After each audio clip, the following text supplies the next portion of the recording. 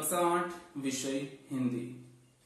आज हम देखेंगे रहीम जी के दोहे। रहीम जी ने अपने दोहे द्वारा हमें बहुत सारे बोध पाठ यानी कि सीख दी है। इंसान को कैसा जीवन जीना चाहिए, इंसान में अपने जीवन के दरमियान कैसे कैसे कर्म करने चाहिए और उत्तम जीवन कैसे जी सकते हैं, उसके उदाहरण रहीम जी ने हमें दी है। हमने कबीर जी के दोहे देखे, अब हम रहीम जी के दोहे देखेंगे। और दोहा नंबर 5। जो रहीम उत्तम प्रकृति का करी शकत कुसंग। जो रहीम उत्तम प्रकृति का करी शकत कुसंग। चंदन विष व्याप्त नहीं, चंदन विष व्याप्त नहीं, लिपटे रहत भुजंग। यहाँ रहीम जी ने बहुत अच्छी बात की है। रहीम जी कहना चाहते हैं कि उत्तम स्वभाव के व्यक्ति, जो स्वभाव प्रकृति यानी के स्वभाव, उत्तम स्वभाव के व्यक्ति पर जो बुरी संगति है, बुरी संगति का बुरा असर, खराब प्रभाव नहीं पड़ता।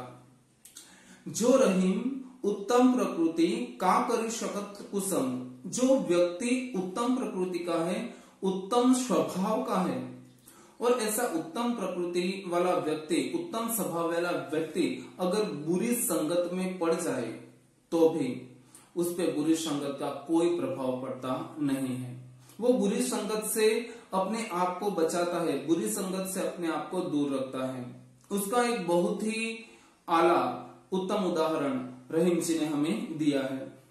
चंदन विष व्याप्त नहीं, चंदन विष व्याप्त नहीं, लिपटे रहत भुजंग। भुजंग यानी के सांप। चंदन विष व्याप्त नहीं, चंदन के वृक्ष में कभी विष घुलता नहीं है।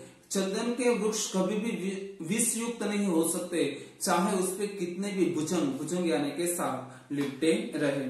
तो चंदन विष व्याप्त नहीं, चंदन विष व्याप्त नहीं, लिपटे रहे भुजंग, यानी कि चंदन के वृक्ष के ऊपर सांप लिपटे हुए रहते हैं। चंदन विष व्याप्त नहीं, चंदन के वृक्ष पर सांप लिपटे हुए रहते हैं, फिर भी सांप के लिपटे रहने से भी, लिपटे रहने के बावजूद चंदन का जो वृक्ष है उसमें विष नहीं फैलता।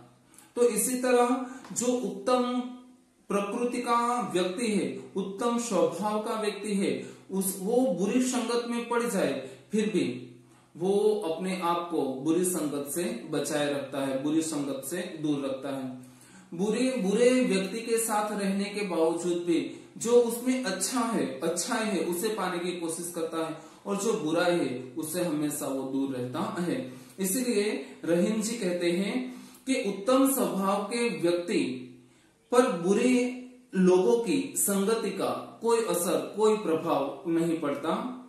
सांप चंदन के वृक्ष पे लिपटे हुए रहते हैं, फिर भी चंदन के वृक्ष में कभी भी विष नहीं आता, विषैल नहीं होते, यानी कि कभी भी चंदन के वृक्ष में विष नहीं, विष यानी कि जहर, कभी जहर नहीं फैलता।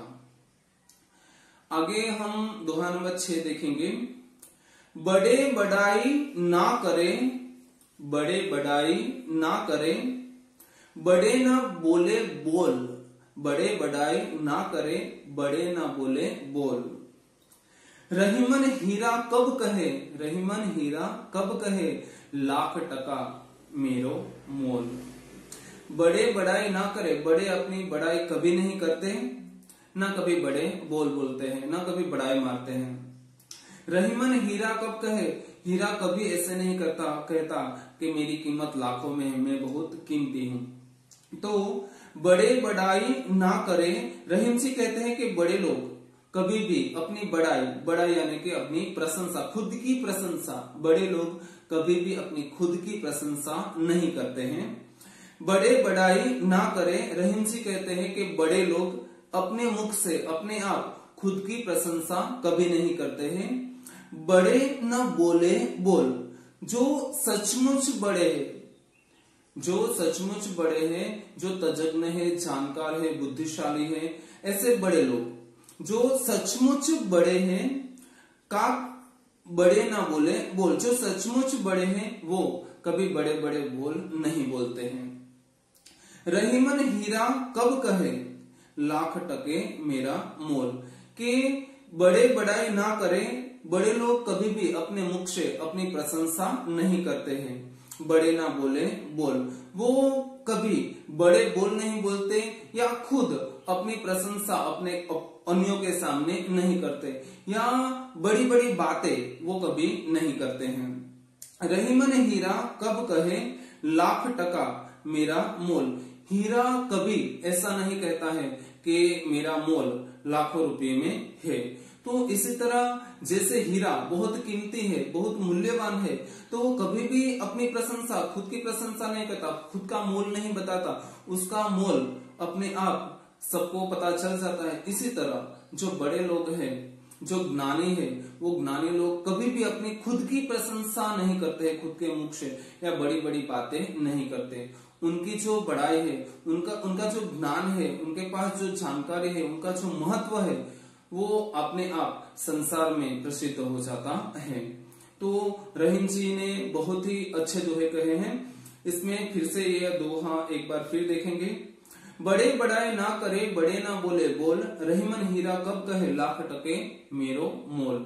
के रहीम जी कहते हैं कि बड़े लोग कभी बड़ाई नहीं करते हैं, खुद की प्रशंसा नहीं करते हैं। बड़े लोग खाली फिजूल की बड़ी बड़ी बातें नहीं करते हैं और कभी बड़े बोल नहीं बोलते। जिस तरह हीरा कीमती, लाखों की कीमत वाला हीरा अपना मोल नहीं बताता, फिर भी दुनिया के लोग उसको अमूल्य जान लेते, उसका मोल जान लेते हैं, उसी तरह जो बड़े लोग हैं वो कभी खुद की प्रशंसा नहीं करते हैं, बड़ी बड़ी बातें नहीं करते, फिर भी लोग उनका मूल्य पहचान लेते हैं। तो इस तरह हमने रहीम जी के दोहे देखे। अब हम तुलसीदास जी के दोहे देखेंगे। तो तुलसीदास जी का परिचय ले ले तो संत तुलसीदास जी एक महान राम भक्त कवि थे। इन्होंने रामचरितमानस नाम का एक महान ग्रंथ लिखा था। तो अब हम तुलसीदास जी के दोहे देखेंगे।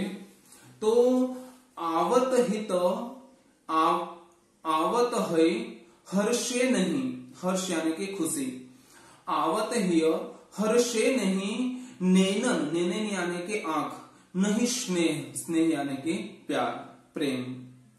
तुलसी वहां न जाइए, तुलसीदास जी कहते हैं वहां न मत जाइए, कंचन बरसे मेघ, कंचन यानी कि सोना, मेघ यानी कि वर्षा, बारिश, बरसात। तो आवत ही हर्षे नहीं, कि हम किसी के घर पे जाए और हमें देखकर अगर उसे खुशी ना हो, उसके हृदय में प्रेम ना हो, तो ऐसे घर में कभी मत जाइएगा। क्योंकि ऐसे घर में कभी मत जाइएगा कि जहां हमें आते देखकर उसे खुशी ना हो। ऐसे घर में अगर सुवर्ण वर्षा हो यानी कि सोने की वर्षा हो, फिर भी हमें नहीं जाना चाहिए। आवत हिय हर्षे नहीं, यानी कि तुलसीदास जी हमें कहते हैं कि जिस घर के लोग के हृदय में तुम्हें आते देख उनके हृदय में खुशी नहीं होती, आवत हिय हर्षे नहीं, कि जिन लोगों के घर पे तुम जाते हो, हम जाते हैं, उन लोगों को हमें आते देखकर खुशी नहीं होती, नैनन में नहीं स्नेह, हमें आते देखकर उनकी आंखों में अगर खुशी नहीं दिखाई दे, तो तुलसीदास जी कहते हैं कि जिस घर के लोगों का हृदय तुम्हें आया देखकर हर्षित ना हो, खुश ना हो जाए, और जिनकी आंखों में तुम्हें देखकर स्नेह ना दिखाई दे, तो तुलसीदास जी हमें कहते हैं कि तुलसी वहां ना जाइए। तुलसीदास जी हमें कहते हैं कि उस घर कभी मत जाओ, उस घर कभी मत जाओ, वहां कभी मत जाओ, कंचन वर्षे में, कि वहां सोने की बरसात हो, फिर भी हमें वहां जाना नहीं चाहिए। तो इस तरह हम किसी के भी घर पर अतिथि बनकर जाए, मेहमान बनकर जाए, तो हम हमारे हृदय में ऐसी इच्छा होती है कि वहां के लोग हैं वो हमारा स्वागत करें, हमें देखकर उनके चेहरे पे खुशी आए, उनके आंखों में स्नेह हो, प्रेम हो। अगर हम किसी के घर जाए और वहां हमारा आगत स्वागत ना हो, उनके आंखों में स्नेह ना हो, या उनको हमें आए देखकर उनको खुशी ना हो, तो हमें ऐसे घर पे कभी जाना नहीं चाहिए। चाहे वहां सोने की सुवर्ण वर्षा होती हो, सोने की बरसात होती हो, फिर भी हमें ऐसे घर पे कभी जाना नहीं चाहिए। हमें अपना खुद का जो स्वाभिमान है वो स्वाभिमान बचाने के लिए हमें ऐसे घर पे कभी नहीं जाना चाहिए। फिर आगे देखेंगे कि दोहा नंबर 8, विद्या धन उद्यम बिना, विद्या धन उद्यम बिना, विद्या शिक्षा, धन दौलत, उद्यम यानी कि मेहनत, कहो जो पावे कौन, बिना डुलाए न मिले जो पंखा को पौन। तो विद्या धन उद्यम बिना यानी कि बिना परिश्रम, उद्यम यानी कि परिश्रम, बिना परिश्रम के हम विद्या या धन नहीं पा सकते। अगर हमें विद्या पानी है, शिक्षा पानी है, तो हमें कड़ी मेहनत करनी पड़ेगी। अगर हमें धन पाना है तो हमें मेहनत करनी पड़ेगी। जैसे कि संस्कृत भाषा में कहा गया है कि शेर जंगल का राजा है, लेकिन उसे भी अपनी खुराक पाने के लिए, अपनी खुराक पाने के लिए, खाने के लिए उसे भी मेहनत करनी पड़ती है। तो उसी तरह बिना मेहनत के, बिना श्रम के हमें कुछ भी नहीं प्राप्त होता। तो तुलसीदास जी हमें यही कहते हैं कि विद्या धन उद्यम बिना, कि विद्या और धन ये दोनों चीज हमें उद्यम यानी कि मेहनत बिना प्राप्त नहीं होती। कहो जो पावे कौन, कि मेहनत यानी कि श्रम किए बिना ऐसा कौन सा इंसान है जो विद्या और धन को पा सकता है। विद्या और धन पाने के लिए हमें हमेशा मेहनत करनी चाहिए। बिना डुलाए ना मिले यानी कि डुलाना यानी कि हिलाना, तो हाथों से बिना हिलाए जो पंखा को पेन, हमें पंखे की हवा भी नहीं मिलती है। अगर हमें पंखे की हवा पाना है तो हमें अपने हाथों से जो पंखा है उसे हिलाना होगा, तो हमें पंखे की हवा प्राप्त होगी। उसी तरह हमें अगर धन पाना है तो हमें कठोर परिश्रम यानी कि कठोर मेहनत करनी होगी, उद्यम करना होगा। अगर हमें शिक्षा पानी है तो शिक्षा पाने के लिए भी हमें कठोर परिश्रम यानी कि उद्यम करना होगा, तो ही हमें धन मिल सकता है या शिक्षा प्राप्त हो सकती है। और इस संसार में ऐसी कोई भी चीज नहीं है जो बिना श्रम, बिना उद्यम यानी कि मेहनत से प्राप्त होती। हमें हर एक चीज को पाने के लिए उद्यम यानी कि श्रम, मेहनत करनी पड़ेगी। तो अब हम देखेंगे शब्दार्थ। तो शब्दार्थ में तुलसीदास जी के दोहे में आवत यानी के आने पर, अगर आवत यानी के आने पर हम किसी के घर जाते हैं और वो हमें आते देखकर, आवत यानी कि आते देखकर खुश न हो, तो हमें उसके घर कभी न जाना चाहिए। तो आवत यानी कि आने पर। हिय यानी कि हृदय। हर्ष यानी कि खुशी, प्रसन्नता। नैनन यानी कि नेत्र, आंख। नयन स्नेह यानी कि स्नेह, प्रेम। तहा का अर्थ होता है वहां। कंचन मेघ, कंचन यानी कि सोना, मेघ यानी कि मेघ। उद्यम यानी कि परिश्रम। कहो यानी कि कहिए। पावे यानी कि पाता है। जो यानी कि जैसा, और पौन यानी कि पवन। तो इस तरह हमने कबीर जी के दोहे देखे, रहीम जी के दोहे देखे और तुलसीदास जी के दोहे देखे। इन दोहों में हमें दान प्रियता, संतोष, समानता, सत्संग, स्नेह, विनम्रता, प्रेम, लागणी, परिश्रम आदि जीवन मूल्य है उसका महत्व जानने को मिला है। इन्होंने जो कुछ लिखा है वो सब बोधनीय है, उनसे हमें बहुत कुछ जानने को मिलता है और हमारे जीवन को, मनुष्य जीवन को एक नई राह मिलती है। यह जो कबीर जी के दोहे हैं, तुलसीदास जी के दोहे हैं, रहीम जी के जो दोहे हैं, उससे हमें जीवन जीने का सलीका, जीवन जीने के लिए मार्गदर्शन मिलता है। तो इन्हें हम एक संत के रूप में देखते हैं, लेकिन सही अर्थ में देखें तो यह हमारे मार्गदर्शक है, यह हमारे गाइड है। अस्तु।